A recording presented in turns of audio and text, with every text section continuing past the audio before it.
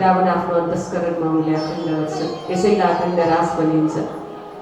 त्यहाँ म कहाँबाट आएँ होला भनेर खोज्दै खोज्दै जाँदा ब्रजमा ध्यान पुग्छ, ब्रज पनि आफ्नो हृदयमा अखण्ड गर्नुहुन्छ। यो अक्षर ब्रह्मको कुरा। अब यता चाहिँ के भयो त, कृष्णजी अन्तर्ध्यान हुनुभएपछि हामी खोज्न थाल्यौँ, वनको बुट्टा बुट्टा लहरा लहरा जमुनाजीलाई सबैलाई सोध्न थाल्यौँ।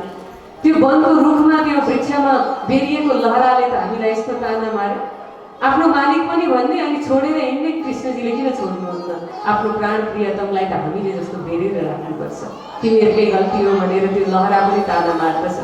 हामी जसरी वृक्षमा एक भएर बस्छौँ, तिमीहरूले उकाउन खोज्दाखेरि पनि हामी उकेको हुँदैनौँ। आफ्नो प्रियतमलाई त त्यसरी बाँधेर राख्नुपर्छ। झन् दुःख लाग्छ। जमुनाजीमा गएको जमुनाजीले पनि त्यसै भन्छन्, आफ्नो मालिकलाई तिमीहरूले आफ्नो प्रेममा बाँधेर राख्न सकेनौ, त्यही भएर छोडेर जानु। अब के गर्ने सबैले सल्लाह गर्न थाल्नुभयो। श्रीकृष्णजीलाई प्रकट गराउनको लागि एउटै उपाय छ, उहाँलाई ब्रजको लीला एकदमै मनपर्छ, बाल लीला। त्यसको अनुकरण गर्ने कोही यशोदा बाबा, कोही नन्द बाबा, सखीहरू नै। अब ब्रजमा कोही ग्वाल बाल, कोही घरको पति सासू ससुरा, के रोल थियो ब्रजमा, सबै सखी नै त्यही रोल गर्न थाले सबैजना। अब सबै त बन्ने भए, कृष्णजी को बन्ने त? सखीहरू सबैले मिलेर सल्लाह गरे, कृष्णजी राधाजीलाई कृष्णजी बनाउनु पर्छ। अब कृष्ण बन्ने अरू कोही छैन। राधाजी हजुर कृष्ण बन्नु, अनि ओठमा बन्सी राख्नु, बजाउनु, हजुर ओठमा बन्सी राखेर बजाउनु, अनि हामी दौडेर कुदेर आउँछौँ। त्यो लीला पहिलाको लीला फेरि अनुकरण गर्ने भनेर राधाजी ओठमा बन्सी लिएर बजाएर फुक्न मात्र के लाग्नुभएको थियो। कृष्णजी प्रकट हुनुभयो। कृष्ण कन्हैया लाल की, सत्येन्द्र महाराज की। त्यो बन्सी ओठबाट खोसिदिनु राधा। यो बन्सी अहिले बजाउने बेला भएको छैन, रन लागेको छ, बन्सी बजाउने इच्छा छ, ठिकै छ, म पछि कुरा। तिमीले बन्सी बजाउन पाउनेछौ, अहिले चाहिँ बन्सी बजाउने मेरो जी, यो मेरो सेवा। तिमीलाई बन्सी बजाउने इच्छा छ, जागनीको ब्रह्माण्डमा देवचन्द्रजीको तनमा श्यामा भनेर तिमी जानेछौ, अनि त्यहाँ गएर तिमी ज्ञानको तारतम ज्ञानको बन्सी तिमीले त्यहाँ बजाउन पाउनेछौ। अहिले चिन्ता नगर भनेर त्यो बन्सी खोसिदिनु भयो। अनि राधाजीलाई सोध्नुहुन्छ श्रीकृष्णजीले, यो बन्सीको कुरा त यस्तै भयो राधा, मैले छोडेर एकछिन म त कहीँ गएको थिइनँ, तिमीहरूलाई टाढा गएको जस्तो लाग्यो, यी रुखको पछाडि यसो छेकिएर बसेको त थिएँ, कहाँ गएको जस्तो लाग्यो तिमीहरूलाई, मैले एकछिन छोडिँदा कस्तो हुँदो रहेछ, कस्तो लाग्यो भनेर श्रीकृष्णजीले सोध्नुभएको। राधाले पनि मनमा नै भन्नुभयो, बन्सी बजाउन मलाई अन्तै कतै लगेर दिने भए यो अनुभव पनि म त्यहीँ गएर गराउँछु। कृष्ण कन्हैया लाल की, हजुरले छोडेर जाँदा मलाई कस्तो पीडा भयो, यो अनुभव म त्यहीँ गएर गराउँछु। श्यामा स्वरूपा सद्गुरु महाराज धामधनीको जोशले उत्प्रोत हुनुभएको महामती प्राणजी सद्गुरु महाराजसँग 9 वर्षको वियोगको लीला हामीले वितकमा सुनेका छौँ। म त्यहाँ गएर अनुभव गराउँछु कस्तो हुन्छ छोडेर जा। क्या होती है पीड़ा, क्या दर्द होता है, क्यों आंखें रोती है, क्यों पीड़ा होती है। एक पल्ट कृष्ण राधा बनेर, राधा बनेपछि थाहा हुन्छ पीडा कस्तो हुन्छ। एक बार तू राधा बनकर देखो मेरी सांवरिया, राधा यूं रो रो कहे। एक बार तू राधा बनकर देखो मेरी सांवरिया, राधा यूं रो रो कहे, राधा यूं रो रो कहे। जब कोई सुनेगा ना मेरे मन के दुखड़े, जब कोई सुनेगा ना मेरे मन के दुखड़े, ताने सुन सुन कर होंगे दिल के टुकड़े, जब ताने सुन सुन कर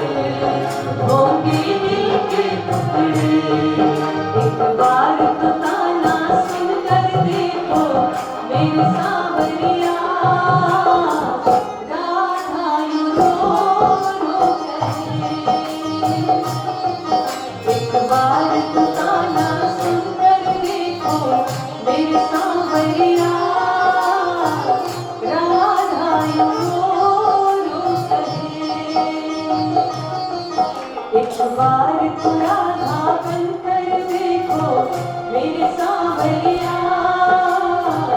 राधा यूं रो करे।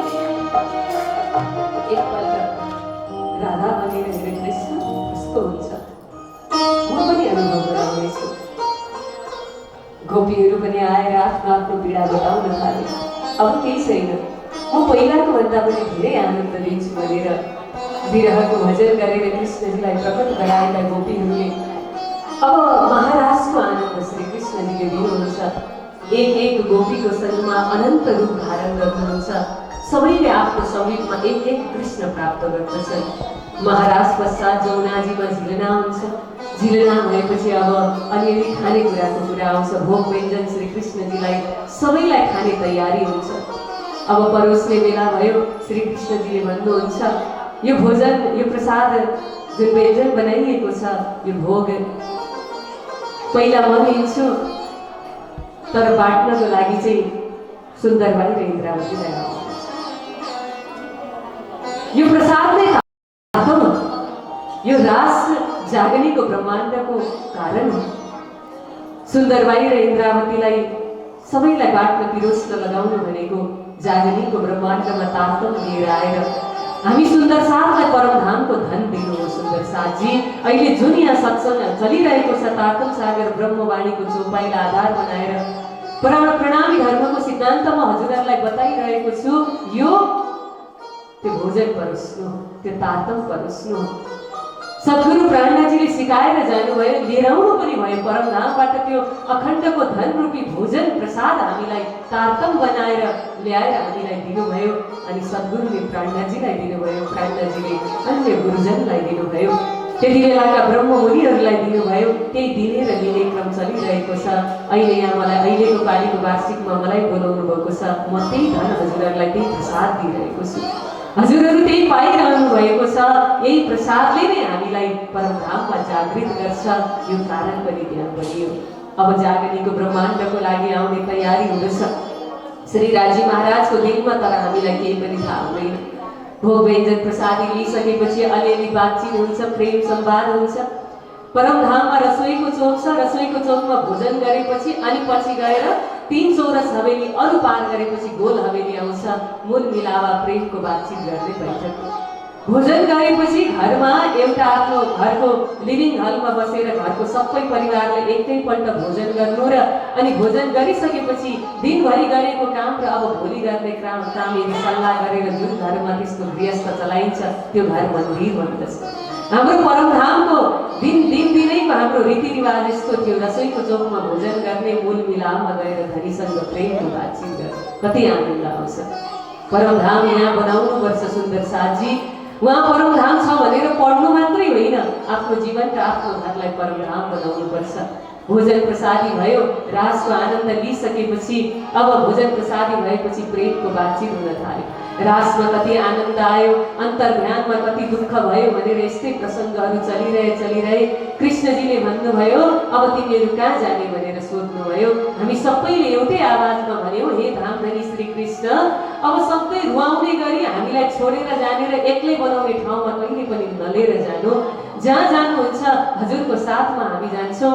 हामीलाई यस्तो ठाउँमा लिएर जानु जहाँ कहिले पनि हजुरसँग हामी अलग्गै हुन नपरोस् भनेपछि रासबाट भावुक हुनुभएको श्री कृष्णजीले पनि एकछिन बिर्सिनु भएछ। परमधाम लिएर जानुपर्छ कि क्या, अब भएछ, संसार पुगेछ, हेर्न यतिकैमा पुगेछ भनेर लिएर जानुभएको थियो। लगेर मूल मिलामा जगाउन आँखा खोल्न खोलाइदिन्छु भनेर लाग्नुभएको थियो। झसङ्ग हुनुभयो। कृष्ण कन्हैया लाल की। मलाई हेरेर सुन्नु है, अहिलेको यो सत्सङ्ग चाहिँ एकदम प्रणामी धर्मको सिद्धान्तको कुरा गरिरहेको छु।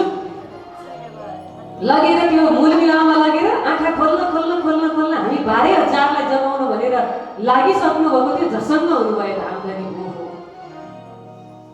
यिनीहरूले के मागेको थियो अस्ति? मरेको कस्तो हुन्छ, जन्मेको कस्तो हुन्छ, रोग कस्तो हुन्छ, बनाउने कस्तो हो, भत्किने कस्तो हो, काम कस्तो हुन्छ, क्रोध कस्तो हुन्छ, लोभ कस्तो हुन्छ, ईर्ष्या कस्तो हुन्छ, जलन कस्तो हुन्छ, यिनीहरूले मागेको ब्रजमा त म साथसाथमै थिएँ, न कामले छुन पाएँ, न क्रोधले छुन पाएँ, न दुःखले छुन पाएँ। एकपल्ट मलाई देखेपछि सबै सबै। अलिकति पीडा भएको भनेको 52 दिनको वियोगमा हो। बन्सी बजाएपछि त्यो दुःख बिर्सियो। अब रासमा अन्तर्ध्यान भएर अलिकति दुःख पीडा देखाउन खोजेको, संसार त छोडेको छ, ब्रजको घर त छोडेको हो, तर जोसँग तडपिँदैछ, जोसँग मिलनको सुख मिल्दैछ त्यो मेरो मालिक हो, परम धामको भन्ने ज्ञानी छ। परिचय बिना रोएको आँसुले के गर्छ? परिचय भएर आँसु बगाइयो भनेको अनि अर्को दोस्रो व्यक्तिलाई लाग्छ त चिन्दै नचिनिकन रोएर के मेरो आमा हो, मेरो बुवा हो भनेर अर्को मान्छेसँग रोएर हुन्छ। परिचय भएर रोएको पो त्यो त्यो वियोग, त्यो विरहको दुःख देखाउन खोज्नु भएको। घर संसार छोडेको छ तर परमधामको सम्बन्ध छ भन्ने ज्ञानै छैन। त्यही पनि महाराज भएपछि, प्रकट भएपछि त्यही पनि बिर्से। मैले जुन देखाउन खोजेको दुःख त्यो त देखाउन पाएकै छैन। राजसी र तामसीलाई त त्यतिले नै पुग्यो अलिअलि, राजसी र स्वादसीलाई। तामसीलाई त पुगेको छैन। अन्तर्ध्यान हुँदा पनि उनीहरू त त्यतिकै जागरुक छ। हाम्रो श्रीकृष्ण छोडेर कहीँ जानुभएको छैन, हाम्रो बिचमा आउनुहुन्छ भन्ने हिम्मत तामसी सकी र तामसी सकीको ग्रुपलाई। इन्द्रावती र सुन्दरबाई त झन् सबैलाई यस्तो अडिग बनाउनुहुन्थ्यो, हाम्रो कृष्ण चाहिँ हामीलाई छोडेर कहीँ जानै सक्नुहुन्न, त्यस्तो विश्वास क्या। कसैले कहीँ हल्लाउनै नसक्ने। म प्राण त्याग्छु तर म मेरो प्रणामी धर्म छोड्दिनँ भन्ने यो को हो? तामसी। कतिजना हुनुहुन्छ हात उठाउनुहोस् त। म प्राण त्यागिदिन्छु, मेरो कारणले धर्ममा केही नराम्रो हुने भयो भने म बरु मर्छु, तर म मेरो धर्मलाई कहिले छोड्दिनँ पनि, धर्ममा आशा हुने कार्य। यही जोसले त धर्म बच्छ। धर्म रक्षति रक्षित, धर्मको रक्षा गर्दा धर्मले पनि रक्षा गर्छ। तामसी सकी। ब्रजमण्डलमा संसार पनि छोडेको छैन, सम्बन्ध उहाँको भन्ने थाहा छैन, त्यसै पागल त्यहाँ के दुःख दे। रासमा घर छोडिएको, उता परिचय छैन परमात्मासँग, त्यो पीडा देखे। अब साँच्चै जानेर चिनेर जब रुन्छन्, जब तडपिन्छन्। अनि अर्को कुरा, ब्रजमा एउटै गाउँमा पठाएको छ। एउटा सखीलाई अलिक टेन्सन भयो, पल्लो घरमा गएर मेरो घरमा यस्तो भयो भने सुनाउने ठाउँ ब्रह्म सृष्टि नै भेटिहाल्छ। कृष्णको नियाला हालेकी बुहारी, घरको बुहारी उहाँको एउटै 84 कोसको जमिनमा, ब्रजमण्डलमा एउटै गाउँ। अनि केही पर्यो, अलिक अत्याचारै केही भयो भने एकपल्ट कृष्णजीले बन्सी बजाउँदा समस्या समाधान। टेन्सन थियो त। अब रासको त अखण्डको ठाउँ, जन्म मरणै नहुने टेन्सनै भयो। साँच्चै देखाउन खोजेको चाहिँ तिनीहरूलाई देखाएको छ। अहिले जगाउला पनि, आँखाले खोल्दैन। आँखा खोल्ने बित्तिकै त्यो अक्षर ब्रह्मलाई देख्ने बित्तिकै, अक्षर को जब देखा हमने तब से धनी को भूला। हामीले राज्यलाई बिर्सिन थालेको कहिलेदेखि? तीसरी भौममा अक्षर ब्रह्मलाई देखेपछि, अक्षर को जब देखा हमने तब से धनी को भूला। कितने मना किया धनी ने फिर हमने न माना। धनी है अपने, धाम है अपना, सब कुछ है अपना। धनी है अपने, धाम है अपना, सब कुछ है अपना। जो धनी को ना जाने, जो धनी को ना जाने, जीवन समान। धनी के बिना क्या जीवन, धनी के बिना क्या जीवन, धनी हमारे प्राण। धनी के बिना क्या जीवन, धनी हमारे प्राण। धनी के बिना क्या जीवन, धनी हमारे प्राण। धनी के बिना क्या।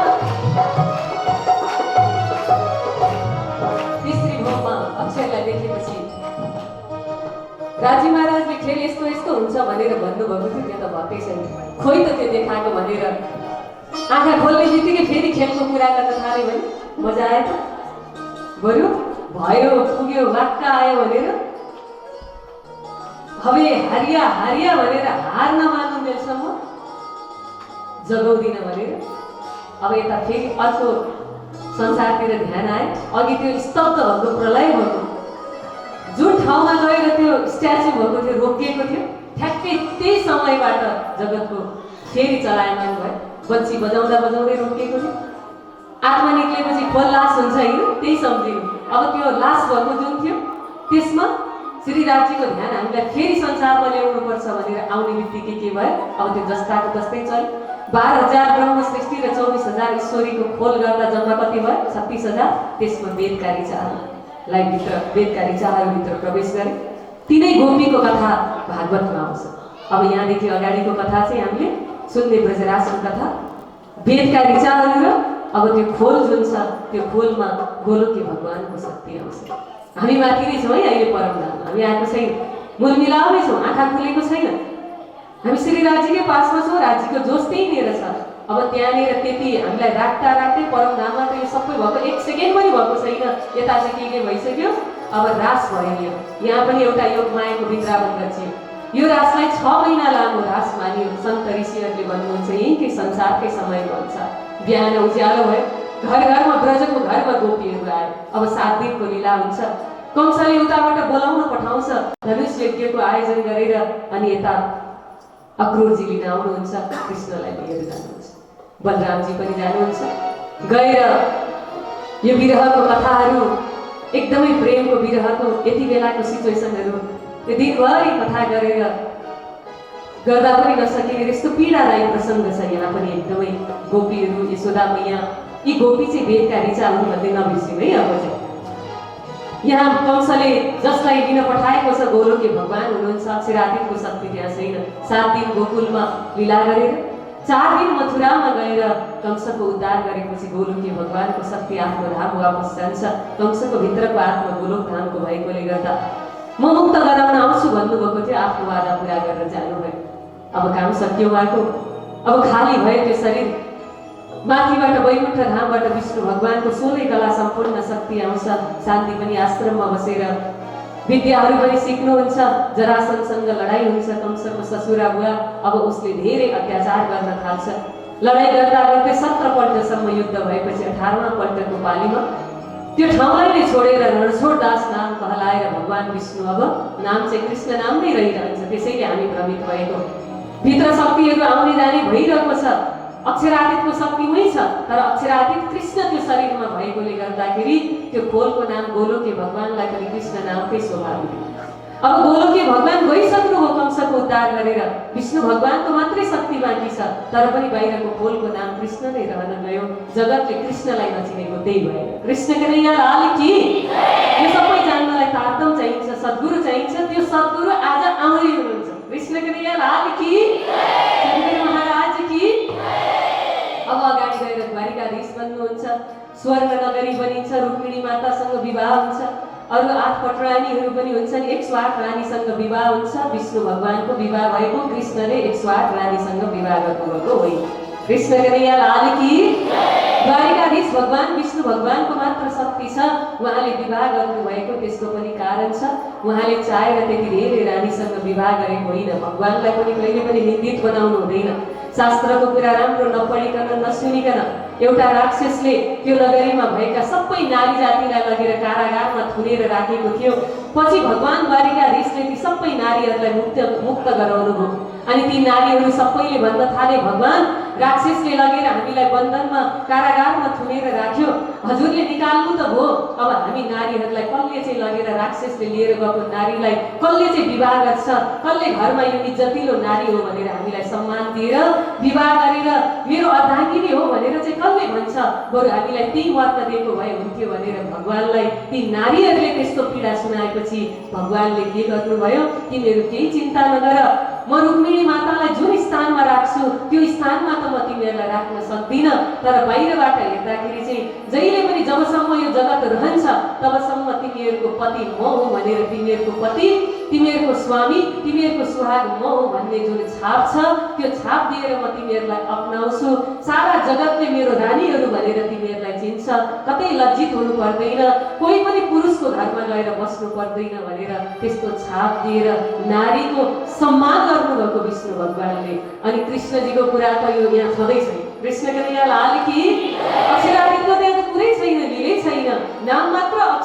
भित्र 11 वर्ष 52 दिन बस्नु भएकोले गर्दा त्यो खोलहरूले त्यो नामको शोभा पाएको हो। विष्णु भगवानको पनि मालिक कृष्ण हुनु हो।